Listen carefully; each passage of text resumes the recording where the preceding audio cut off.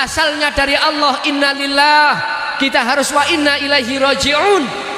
Ruh tidak akan pernah bisa sampai pada Allah walaupun setelah meninggal, manakala ketika saat di dunia mata hati matanya ruh ini masih buta terhadap Allah. Man kana fi hadhihi a'ma fahuwa fil akhirati a'ma wa adallus sabila. Surat Al-Isra ayat 72. Barang siapa saat di dunia mata hatinya masih buta terhadap Allah, dia meninggal pasti di akhirat pun juga buta. Nauzubillahi min. Wis ta seneng sampeyan dadi wong bejo, dadi murid Mbah Yai diarahno tauhid niku pun ngeten. Lihaten banyak di luar sana orang-orang yang belum bertauhid. Sampeyan delok. Salat asal salat. Estu. Sing penting gugur kewajiban. Engko oleh ganjaran, engko oleh surga. Gak mungkin salatnya ingin dijadikan sebagai media untuk bertemu terhadap Allah, nggak mungkin. Kecuali jenengan yang sudah bertauhid, mesti ketika sholat dipergunakan untuk bertemu terhadap Allah. As-sholatu mi'rajul mu'minin, pertemuan pada Allah. Lengkap sak ma'rifati. Apa syariatnya? Ilmu tentang masalah sholat bagaimana, itu syariat. Toriko ya apa? Nama sholat ikut toriko. Jalan untuk bertemu terhadap Allah dalam satu hari satu malam dikasih 5 waktu. Gunakan untuk bertemu Allah. Hakikatnya apa? Tujuannya apa? Bertemu Allah. Aku takok, wis ketemu Allah durung? Dereng. Sampun dereng, sampun dereng. Ya wis, memang itu ketentuan Allah. Kalau aku takok wong ahli hijab, dereng, karena nggak ada hati keinginan untuk bertemu Allah. Keinginannya itu bertemu surga dan pahala. Aku takok, pahala surga itu makhluk napa kholik? Makhluk. Terus bagaimana kuncinya untuk bisa bertemu Allah ketika sholat? Ini yang terpenting. Walaupun jenengan wis sering tahu bagaimana caranya untuk bertemu Allah ketika sholat, sehingga dikatakan sebagai sholat yang khusyuk, sesuai apa di dalam surat Al-Mu'minun ayat 1. Qad aflahal mu'minun alladzina hum fi sholatihim khashi'un. Nggih mohon maaf nek tak critakno kok anggepen pengalaman sing durung gawin ngelmu awal ngoten. Bagaimana caranya bertemu Allah ketika sholat? Wis sampean tagih ya kok be aku lali. Tagih. Wis. Balik nang keterangan masalah 3 perkara tadi yang menjadikan hijabnya hati. Cintane hati kita, ruhaniyah kita terhadap makhluk 3 ini tadilah. Inilah Pak biang kerok. Ruhaniyah itu gelap terhadap Allah. Allah tidak akan memberikan cahaya makrifat terhadap hamba yang seperti ini, nggak akan. Estu yahjubuhum bi ilmihim wa bi amwalihim wa bi ibadatihim. Bisa jadi seperti itu. Cara aku wong berilmu, dengan ilmu itu aku riya, menjadikan aku takabur, maka ilmu itu sebagai penghalang hatiku pada Allah. Dengan saya rumongso api ahli ibadah maghrib Allahu Akbar. Ning omahku kan ngarepe omahku kan masjid, ono arek ngamen. Pas lagune iku mohon maaf rondo kempling. Kok yo aku mari rabi oleh ron iki nyindir aku apa iki yo? Maghrib mbok yo salat. Kok yo menyanyi sholat kok yang gerutu yo, ngamuk. Hakikatnya wong sholat iku bertemu Allah, itu hakikatnya sholat. Berhubung ilmu hakikat yang ku sebut tauhid tidak ku pelajari, yang batenen tempat hakikatnya sholat akhirnya terhadap saya nggak ada, cuman syariat dan torikohnya aja. Kendaraan ambil jalan son nang di son embek nggak peda motor Syariatku itu kendaraan, toriko itu jalan, nggak punya hakikat saya. Kemana? Mbok pokoknya wis. Iku disebut wong apa, Pak? Kan tujuannya. Iki wong bingung. Namanya orang bingung. Mesti nanti nang pekoran kono ngaji. Lah, ana tujuane hakikat. Kalau sudah sampai di sini, inilah nyatanya hakikat disebut makrifat. Enggak Pak nih. Aku rumangsa luwe apik katimbang wong ngamen. Masalahnya posisiku waktu sholat, tukang ngamen menyanyi. Lah iya maghrib kok menyanyi. Enten nang kono wis salam, ganggu wae iki. Heh, nyun sewu. Pengamen menyanyi lagu Rondo Kempling. Iku sing gerakno sapa? Iku ujian bagi kita. Ndelok pengamene apa ndelok sing gerakno pengamen. Sama Jumat biasa Pak ya. Arek cilik kan nang masjid. Imami Allahu Akbar rawame. Lah iya anake sapa iki? Nang masjid rame. Akhirnya dikek aturan. Arek cilik gak oleh mlebu masjid. Heh, nyun sewu. Berbahagialah kau sebagai orang tua ketika anakmu masih kecil sudah sobo mes umpama sobo kerdu ya apa ambek nggawa gaple nih kok wis jarno ae babano lha apa salat kok ngurusi arek rame lho arek cilik rame iki lho iku nek gak sing gerakno Allah apa iso nyun sewu Pak arek durung balik luwih mulya nang Allah timbang kula iya ruhaniannya mulus murni makrifat pada Allah. Kita makrifate nang gone urusan dunya. Ya Allah, aja disepeleno arek cilik belum balik. Kita mulai balik, mulai khianat nang Allah. Wis, sampai umur berapa kita macam-macam. Wis gak usah dibahas. Sing penting kita sebelum mati harus mati dulu. Maksudnya ya apa? Ukhruj min ausafi basariyatika. Hikam asal piro kuwi? 42. Metuwa sira roh sangka dene sifat kemanungsaanmu. Apa sih sifat menungsane iki basariyah? Ngaku-ngaku, Pak. Oh. Siapa sing sholat? Aku. Ning ati lho, keakuan hamba yang mendominasi kita melakukan sholat. Gak sadar kalau bisanya sholat karena digerakkan Gusti. Mboten sadar adanya Allah di situ. Dia aku. Akhirnya muncul sifat hasud, riya, takabur, sum'ah. Wis yang tercela-cela. Metuwa sira sangka dene kuwi. Artine patenono akumu iku. Nafekno akumu iku. Fanakan akumu itu. Setelah kau memfanakan akumu, maka hatimu akan diberikan Allah cahaya makrifat. Akhirnya terang, nyatalah akunya Allah. Di dalam thariqah disebut dzikir nafi isbat. Niki nafekno la ilaha isbatno illallah.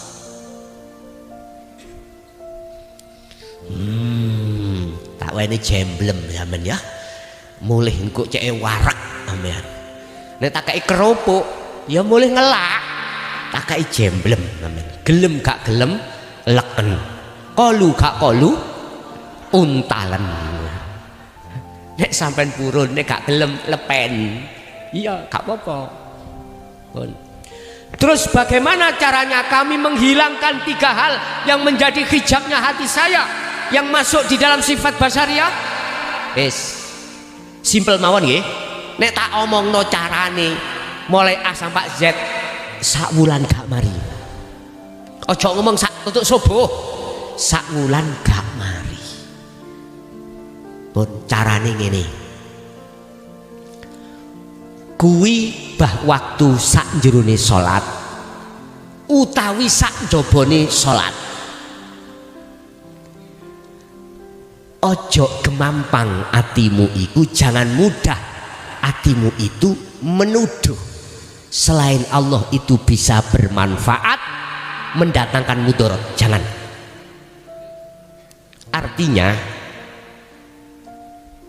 gunakanlah, sibukkanlah hatimu setiap keluar masuknya nafas untuk berzikir pada Allah.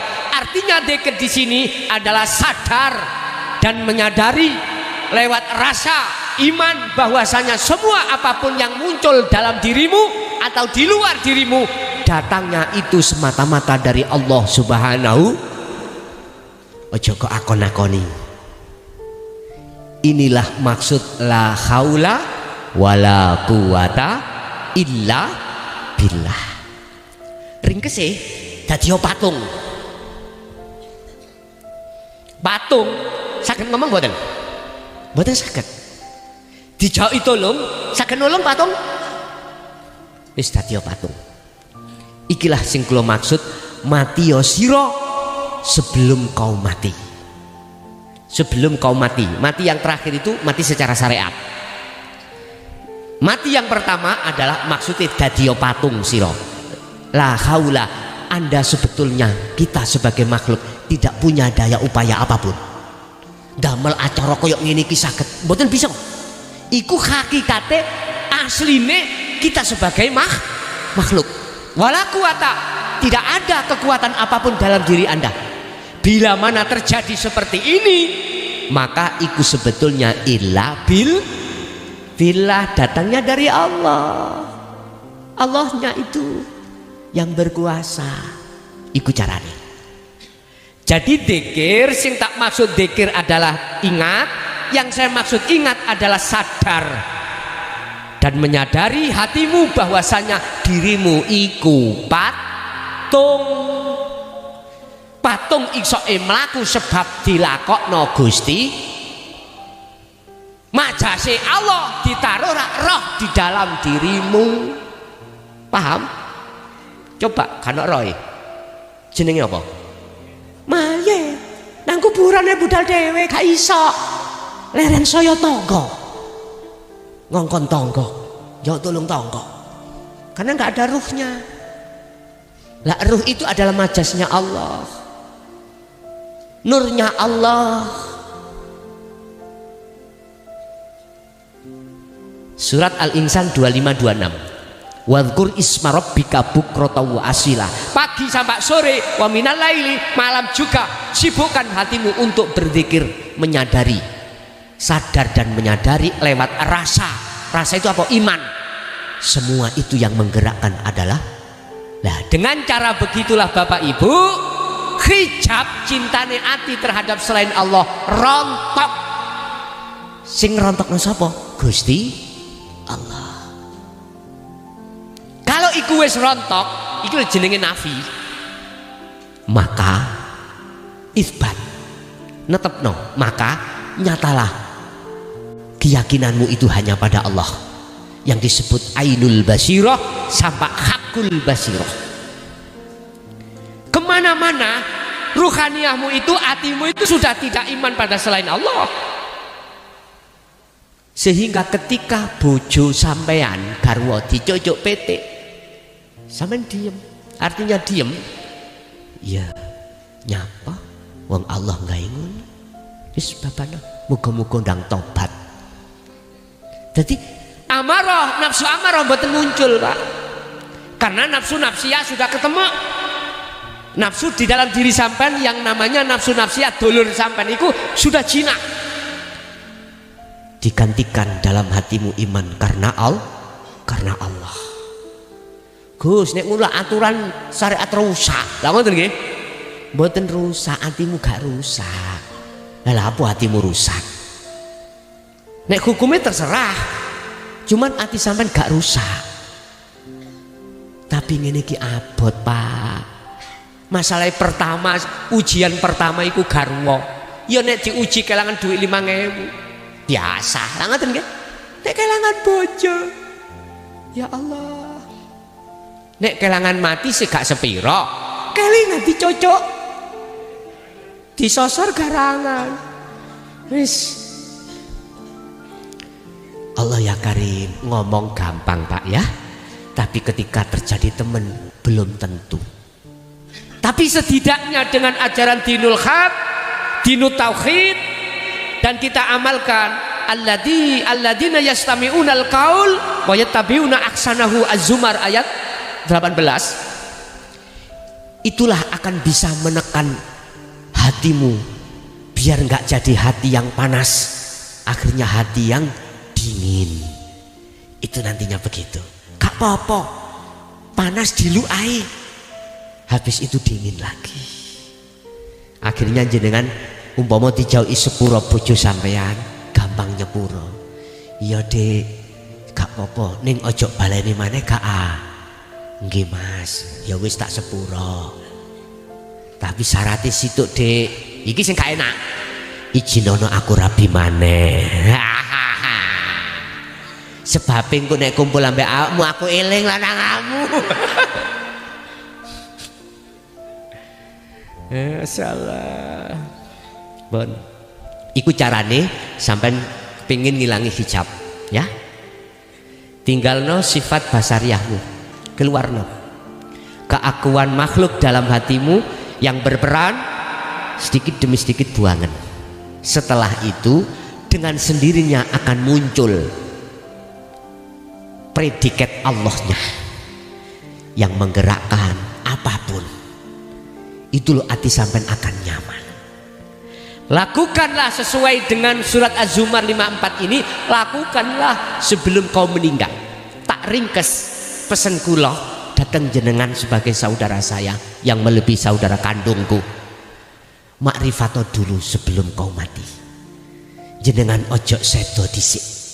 Jangan mati dulu sebelum jenengan makrifat datang Allah. Nek sik cilik gak apa-apa, sadurunge balik mati ya gak apa-apa.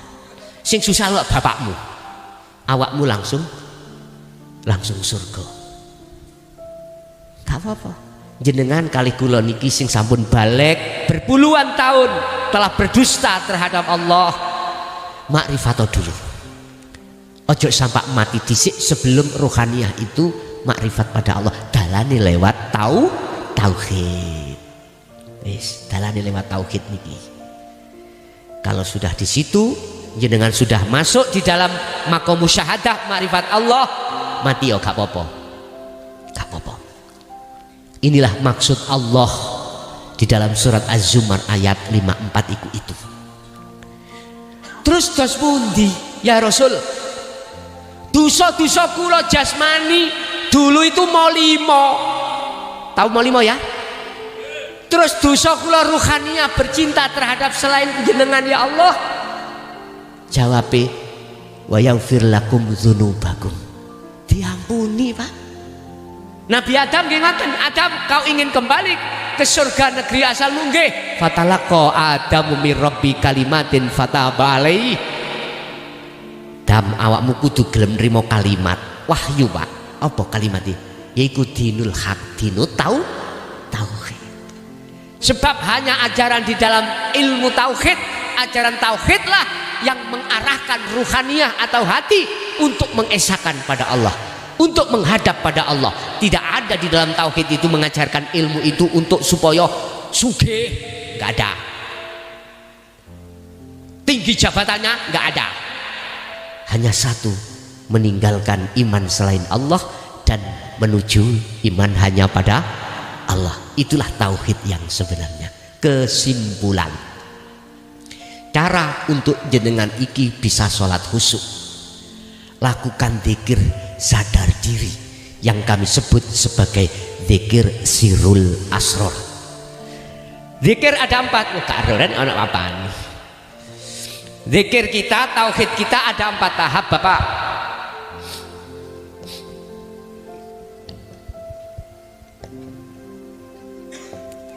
Pertama, la ilaha illallah. Ini memunculkan zikir jahri di dalam syariah. Afdalu dzikri fa'lam annahu la ilaha illallah. Tidak ada Tuhan yang wajib disembah kecuali Allah.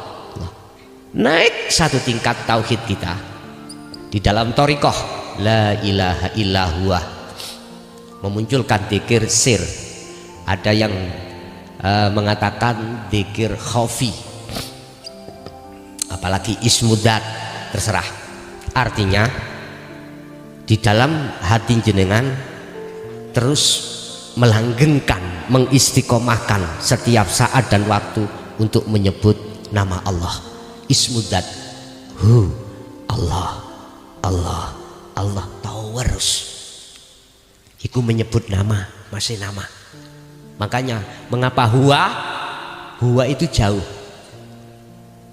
Dia, nek ngomong dia berarti jauh, nggak ada di tempat.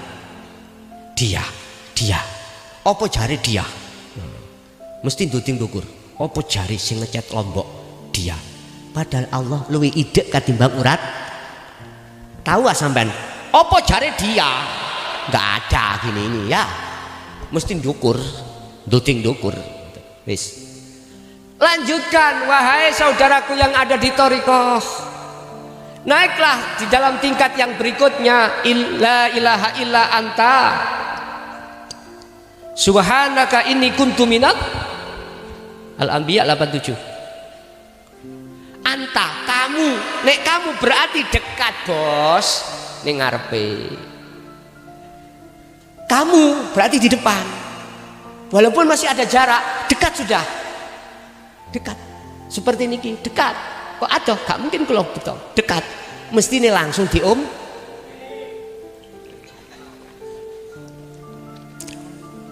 artinya kudu naik ke la ilaha illa ana. Menyatu toh? Nyatu. Niki muncul no dzikir namanya Sirul Asrar. Di dalam Sirul Asrar ada 3 Su'aul Basyirah. Apa Su'aul Basyirah? Rasa iman. Sirul Asrar itu dzikir yang tidak ngucap Allah nama, enggak, tapi dirasa. Rasa itu iman, diimani bahwasanya nikmatnya minuman tadi tidak dari larutan tapi dari Allah. Tanpa Allah dalam larutan, luar larutan, bisakah larutan itu memunculkan rasa nikmat? Nggak bisa. Tanpa Allah ya. Karena larutan itu ya makhluk. Patung itu jegidek. Ya. Jegidek. Meneng kaya ugek-ugek pun gak iso obah. Obah itu sebab ada yang mengobahkan. Bergerak itu sebab ada yang menggerakkan. Begitu. Imannya boleh datang Allah, tidak terhadap makhluk. Su'aul Basyirah, merasakan terus asa iman yang hanya pada Allah di segala hal apapun, tanpa kecuali. Sebab innahu bikulli syai'in muhit, Allah itu meliputi semua apapun. Sebab tanpa Allah tidak akan ada manfaatnya. Godong goyang, syariat ngomong, karena sebab diterpaan angin itu makhluk bukan? Lah Allah itu ngelimputi di dalam dan di luar angin bos. Ojo delok angine tapi deloken sak jerone angin. Carane ya iki gumantungno terus. Kibarkan dzikir Sirul Asrar di pos Su'aul Basyirah. Rasa iman itu ketika Anda berdiri, rasakan kehadiran Allah dalam dirimu. Hidup itu yang melimputi Anda sehingga Anda bisa berdiri, bisa ruku, bisa sujud. Sibukkan hatimu untuk masuk di dalam wilayah Allah itu caranya. Nanti Anda akan dipindah Allah di Ainul Basyirah. Apa Ainul Basyirah? Bertemu. Tandane nek bertemu dirimu sudah tidak ada. Karena dirimu manusia, ruh asalnya tidak ada. Apa mungkin perkara yang tidak ada bisa melihat yang ada, yaitu Allah? Terus disebut bertemu itu yang bagaimana? Itulah Allah bertemu Allah sendiri. Yang melihat Allah itu Allah sendiri. Yang bersaksi terhadap Allah itu Allah sendiri. Loh, itulah akhirnya muncul surat Al-Anbiya ayat 25 surat Toha ayat 14, la ilaha illa ana fa'budun wa ma arsalna min qablika mir rasulin illa nuhi ilaihi annahu la ilaha illa ana fa'budun. Muhammad, iki wahyu inti tentang makrifat. Aku tidak pernah menyampaikan mengutus utusanku sebelum dirimu bila mana tidak membawa wahyu inti ini, termasuk dirimu Muhammad. Ini Allah dawuh. Artinya Pak, iku wajib diajarkan terhadap umat tentang ana, wajib. Tidak hanya anta tapi ana. Tapi selama ini mohon maaf, mulai zaman Khalifah Sayyidina Ali terkesan ditutup-tutupi sampai tahun 2014 kemarin. Sekarang los, paham ya? Di muka umum dasari ono ada walladzi arsala rasulahu bil huda wa dinil haq liyudhirahu ala dini kulli walau karihal musyrikun. Walaupun iku di tengah-tengah kaum Muhammad kau dicaci maki, dibenci, sampaikan abote dadi rasul iku ngono Pak. Allah ya karim, tablek fatonah amanah sidik. Abot banget. Kita tinggal enak Pak, tinggal meneruskan kita itu, sehingga disebut tabiina solihin. Ini pengikut Rasulullah setia itu, yaitu pengikut yang tidak hanya secara syariat tapi juga secara hakikat. Sehingga dengan begitulah bisa sampai pada makrifat Allah. Wes iku carane ya. Sehingga di dalam dirimu kok muncul akunya Allah, bukan aku sampean. Wong aku sampean wis gak ono, sudah tidak ada, tinggal akunya Allah. Tapi ojo ngomong nang jopo mikir Gusti Allah sembayang, ya ojo ngono bos, gegeran iki kok. Apa yang ada di dalam kebenaran udah ana, udah